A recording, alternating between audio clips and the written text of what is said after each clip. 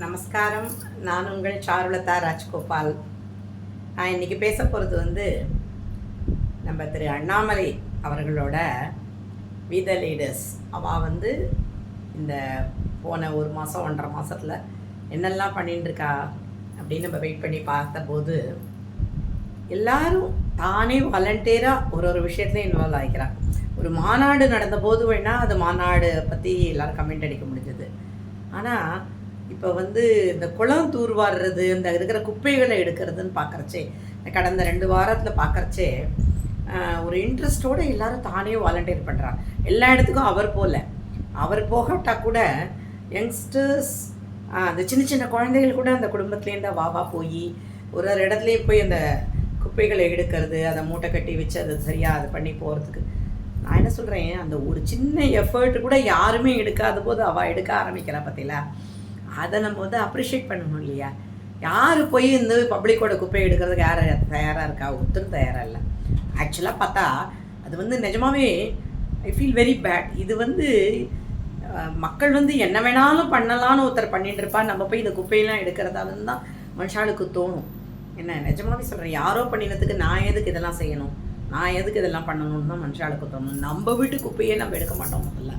என்ன அதையே எடுத்து போடுறதுக்கே நமக்கு 1000 இது இருக்குது. அதை பிரித்து போடுறதுக்கே நம்ம யோசிக்கிறோங்கிறச்சே, யார் வீட்லேயோ யாரோ போட்ட குப்பைகள் இதில் குளத்தில் ஆற்றுலலாம் இருக்குதுன்னு சொல்லிட்டு அதெல்லாம் பிரித்து எடுத்து எல்லோரும் கைது பண்ணி அதை இன்ட்ரெஸ்ட் எடுத்து செய்யறதுங்கிறது அதுவும் அவர் சொன்னாருங்கிற ஒரு வார்த்தைக்காக அவள் தானே வாலண்டியர் பண்ணி தான் நிறையா பேர் போய் இந்த மாதிரிலாம் போட்டிருக்கா. நான் பதிவுகளை பார்க்குறேன்.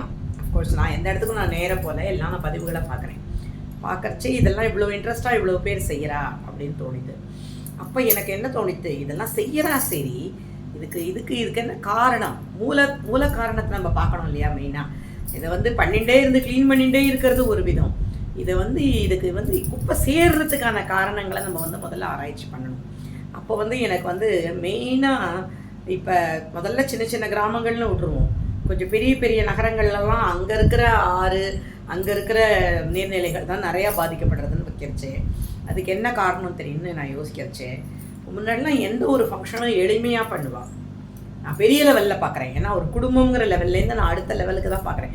இங்கேருந்து ஹியூஜ் பெரிய அதிக அளவில் குப்பைகள் உற்பத்தி ஆகிற இடத்த தான் நம்ம முதல்ல டார்கெட் பார்க்கணும். அதில் தான் ஆராய்ச்சி பண்ணணும் முதல்ல.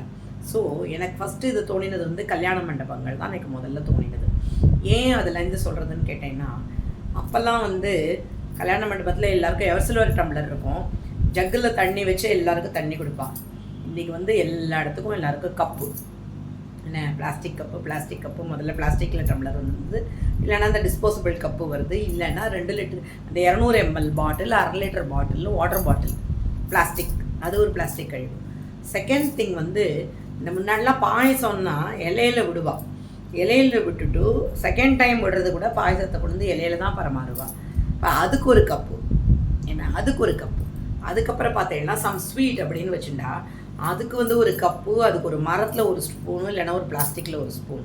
மரத்தை வெட்டி மரத்துக்கு மரமும் வேஸ்டாகுது, கப்புக்கு கப்பு இன்னொரு எக்ஸ்ட்ரா ஒரு கப்பு. அதுக்கப்புறம் பார்த்தீங்கன்னா வேறு என்னவா ஒரு பொருள் இருந்தாலும் உடனே ஒரு ஸ்பூனு ஒரு இதுன்னு எல்லாம். நான் கேட்குறேன், ஏன் நம்மளாம் கையால் சாப்பிட்டவா தானே இத்தனை வருஷங்கள், இந்த ஸ்பூனால் சாப்பிட்டா தான் அது இதுவாகுமா என்ன? ஏன் கையால் சாப்பிடப்படுது? அந்த பாயசங்களை இவாளுக்கு அந்த கேட்ரிங் பீப்புளுக்கு யாரும் குத்தம் சொல்லலை. இன்றைக்கி காரணம் அப்படி ஆயிடுச்சு. அதை ஷோ பண்ணுறது தான். அது அப்படி சாப்பிட்டா என்னமோ ஒஸ்தி, அப்படி பண்ணினாதான் ரொம்ப அழகுன்னு நம்ம நினைக்கிறோம். அது நம்ம தப்பு பண்ணுறோம். அப்போல்லாம் பண்ணினவா என்ன பண்ணாத இருந்தா? இப்போ லேட்டஸ்ட்டில் அப்படி இருக்கு. நான் பழங்கால பஞ்சாங்கன்னு என்ன எல்லோரும் டக்குன்னு சொல்லிடலாம். ப்ராக்டிக்கலாக நம்ம யோசிச்சு பார்க்கணும். சரி, ஓகே, இந்த இதெல்லாம் என்ன பேணிலாம் வருதுன்னா அதெல்லாம் ஒரு அட்லீஸ்ட் பாக்கு மட்டையில் வைக்கிறாங்கன்னா பாக்கு மட்டையெல்லாம் அழியக்கூடிய பொருள். அது ஒரு குப்பையில் போய் அதை போய் ஒரு இதில் போட்டு புதைச்சி வச்சா கூட அட்லீஸ்ட் வீணாக போகாத மக்கிக்கு போயிடும். வேறு இந்த பேப்பர் கப்பு, பேப்பர் பிளேட்டு, அந்த பேப்பர் கப்லேயும் இருக்கிற கெமிக்கல்ஸ், அதில் தடவி இருக்கிற கெமிக்கல்ஸ் அதில் சூடாக ஒரு பொருளை விட்டு குடிக்கிறச்சு அது உடம்புக்கும் கெடுதல். இப்போ டீ கடைகளில் முன்னாடி கிளாஸ் தான் இருக்கும், டம்ளர்ஸ் தான் இருக்கும். இப்போ பார்த்தா அங்கேயும் கப்பு, எங்கே பார்த்தாலும் கப்பு. எதாக இருந்தாலும் தூக்கி போடுறது. யாருக்கும் எதையும் அலம்புறதுக்கும் எதையும் க்ளீன் பண்ணுறதுக்கும் வேலை செய்யறதுக்கும் இன்ட்ரெஸ்டே இல்லாத போயிடுது. நான் தப்பாக சொல்கிறேன்னு நினைக்காதீங்க, எல்லாருக்கும் நிறையா ஃப்ரீ வர ஆரம்பிச்சது. அது ஒரு பெரிய ப்ராப்ளம். என்ன நான் வந்து மனுஷா உயரக்கூடாதுன்ற எண்ணத்தில் சொல்லவே இல்லை. நீங்கள் வந்து வேறு விதமாக அவளுக்கு ஹெல்ப் பண்ணுமே ஒழிய நம்ம பாட்டுக்கு எல்லாம் வேறு விதமாக கொடுத்துன்னு இருக்கிறச்சே எல்லாருக்கும் வேலை செய்யணுங்கிற ஒரு இன்டென்ஷனே இப்போ வந்து யங்ஸ்டர்ஸ்க்கு வேலை செய்கிற இன்டென்ஷனே இல்லை. இந்த அம்மாக்களும் வந்து குழந்தைகளை பொண்ணுன்னு அவளை வேலை செய்யவே விடுறதில்ல. நான் பண்ணால் போகிறோம், என் குழந்தைகள் வேலை செய்யக்கூடாதுன்னு இப்படியே நினச்சி அந்த குழந்தைகளுக்கு ஒரு இன்டென்ஷனே இல்லாத தானும் செய்ய மாட்டேங்கிறா, தன் குழந்தைங்களே வேலை செய்ய விட மாட்டேங்கிறா. எல்லாம் தூக்கி வீசுறது தான் எனக்கு ஈஸியாக இருக்குது. ஹோட்டல்லேருந்து சாப்பாடு வாங்கிட வேண்டியது, சாப்பிட வேண்டியது, வீசிட வேண்டியது, குப்பை எல்லாம் குப்பை தானே. திருப்பி அன்றைக்கெல்லாம் அப்படி பண்ண மாட்டா. என்றைக்கோ ஒரு நாள் எப்போயானு ஒரு ஹோட்டலில் போய் வாங்கணும்னாலும் அப்பயுமே வீட்டிலேருந்து பாத்திரம் கொண்டு போய் தான் வாங்கிட்டு வருவாள். அந்த எவசலூர் பாத்திரம் அதை போய் வாங்கிட்டு நீ சாப்பிட்டுட்டு தேய்ச்சி வைக்க உனக்கு எத்தனை நேரம் ஆகும்? பிளேட்டை தேய்ச்சி வைக்க எத்தனை நேரம் ஆகும்? ஏன் நம்ம வந்து அந்த கல்யாண மண்டபத்தில் ஏன் டம்ளர்லாம் கொடுக்காத? இப்போ எந்த கல்யாண மண்டபத்துலையும் எப்பேற்பட்ட உயர்வான யார் வந்தாலும் அவளுக்கு கொண்டு கொடுக்கணுன்னா பார்த்தா அந்த பிளாஸ்டிக் டம்ளர் அந்த பேப்பர் கப்பில் தான் கொடுக்க வேண்டியிருக்கு. ஒரு மரியாதைக்கு கூட கொடுக்கறதுக்கு ஒரு எவர்சல்வர் டம்ளர் வேணும். ஒரு பெரிய மகான் வந்தால் கூட அவளுக்கு கொடுக்கறதுக்கு, ஒரு பெரிய இவாளை வந்தால் கூட அவளுக்கு கொடுக்கறதுக்கு கூட நம்மள்கிட்ட ஒரு டம்ளர் எதுவுமே ஃபெசிலிட்டி கிடையாது. அந்த கல்யாண மண்டபத்தில் வந்து நேற்றுக்கு நான் அந்த ஃபங்க்ஷன் ஒன்றுக்கு போயிருக்கிறச்சே பார்க்குறேன், அந்த பண்ணிக்கிறவா 2 பேருக்கும் ஏதாவது ஒன்று ஏதோ கொடுக்கணும்னு பார்க்குறச்சே கூட அந்த பேப்பர் கப்பில் தான் கொண்டே கொடுக்குறாங்க. வந்திருக்கிற சாஸ்திரிகளுக்கெல்லாம் பேப்பர் கப்பில் தான், எல்லாம் பேப்பர் கப்பு. முன்னாடிலாம் அந்த அது கிடையாது. ஏன் அட்லீஸ்ட் கொஞ்சம் ஒரு கல்யாண மண்டபங்கள் அதை எண்ணி வாங்கி அதை திருப்பி ஒப்பிக்கிறதுங்கிறது அதெல்லாம் வந்து ஒரு பெரிய ஒரு ப்ராசஸ் வேலைன்னு ஆகிடுதா இது. இன்னைக்கு இதுக்கெல்லாம் இன்னொன்று காரணம், நிறைய மக்களை நம்ம கூட்டுறது கூட ஒரு காரணம்னு தோணுது. அறியாமையில் இருந்துட்டோம். இப்போ நானுமே என்ன கேட்டேன்னா, நானும் என் பிள்ளை கல்யாணத்தில் பெருசாக செலிப்ரேட் பண்ணியிருப்பேன். அன்றைக்கி நானும் ஒரு 500-1000 பேரை கூப்பிட்டுருப்பேன். ஆனால் இன்னைக்கு இன்னும் ஏறின்னு போயிட்டு இருக்கு. நாள் ஏற உப்பு பெறாத ஒரு சின்ன விஷயமா இருந்தாலும் உடனே ஒரு 1000 பேர் 100 பேரை கூப்பிடுறது, உடனே ஒரு 500 பேரை கூப்பிடுறது. ஒரு சாதாரண எவ்ரி இயர் வர ஒரு குழந்தையோட பர்த்டேக்கு கூட உடனே எல்லாரையும் சேர்த்து உடனே ஒரு 1000-100 பேரை கூப்பிட்டுட வேண்டியது. ஒரு சின்ன ஃபங்க்ஷன் சொல்லிட்டு அதுக்கு ஒரு கேக் வெட்டி அதுக்கு ஒரு இதெல்லாம் கொடுத்து அதை பண்ணி அது ஒரு நான் சொல்கிறேன் செலிப்ரேட் பண்ண வேண்டாம்னு சொல்லலை. உங்களுடைய அவளுடைய ப்ரீஷியஸ், அந்த குழந்தைகளுங்கிறது ப்ரீஷியஸ். நீ அந்த பணத்தை வந்து நீ கொஞ்சம் சேர்த்து வச்சு அவளோட படிப்புக்கு உபயோகப்படுத்திக்கலாம் தாராளமாக. ஆனால் அதுக்காக செலிப்ரேட் பண்ண வேண்டியது உன் ஃபேமிலி வரலையும் நீ செலிப்ரேட் பண்ணிக்கோ. செலிப்ரேட் பண்ண ஆசையாக இருந்தால் நீ உன் அப்பா அம்மா அவங்களோட அப்பா அம்மா அந்த வரலையும் ஒரு வீட்டில் இருக்கிற ஒரு 10 பேரோட வச்சு வீட்டில் ஒரு ஏதாவது ஒரு ஸ்வீட்டோ ஒரு இதுவுமோ பண்ணி அந்த குழந்தைய வந்து கேக் வெட்டி செலிப்ரேட் பண்ணி அதை நான் வேணான்னு சொல்லலை, பண்ண வேணாம்னு சொல்லலை. Suggestion, I only and suggestion. நான் வந்து இது பண்ணி கொடுக்குறேன், யார் செய்ய வேண்டாம், நான் எல்லாரையும் வந்து தடுக்கிறேன்னு தான் நினைக்கிறேன்.